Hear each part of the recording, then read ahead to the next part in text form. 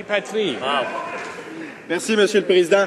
Vous savez, si on veut voir des belles images d'un peu partout dans le monde, on peut s'inscrire aux Grands Explorateurs. Un billet pour une saison coûte 83,50 et ça donne droit à 6 conférences qui sont très intéressantes. C'est pas mal moins cher que les 10 000 $ qu'ont coûté un voyage de la présidente du Vieux-Port de Montréal, qui, en revenant, a fourni un rapport qui était essentiellement des diapositives. Mais l'impunité vient d'en haut.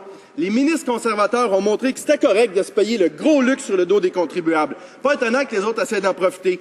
Quand est-ce que les conservateurs vont rétablir une culture d'éthique responsable? Madame la ministre des Travaux publics.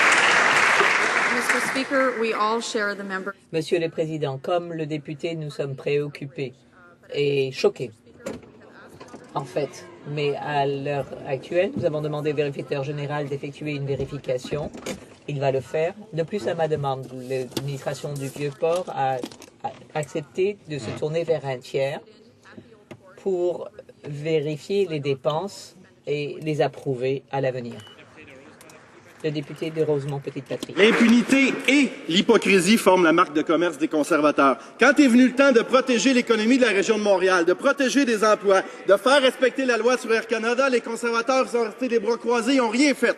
Les travailleurs de TVA n'ont pas le droit au traitement spécial que la partie patronale reçoit à CP, à Air Canada ou à Post Canada. Encore une intervention dans un conflit d'une compagnie privée. Pourquoi cet interventionnisme déplacé? La main visible des conservateurs frappe encore les droits des travailleurs. Pourquoi s'entête-t-il à saboter les négociations à chaque fois? Bravo. Madame la ministre du Travail. Monsieur le Président, manifestement, le député n'a pas regardé ce que disaient les médias cette fin de semaine. S'il l'avait fait, il aurait constaté que les partis ne sont pas parvenus à parvenir à une entente. Nous leur avons donné 120 jours de médiation. Les partis ont refusé cette offre. Or, l'économie est affectée.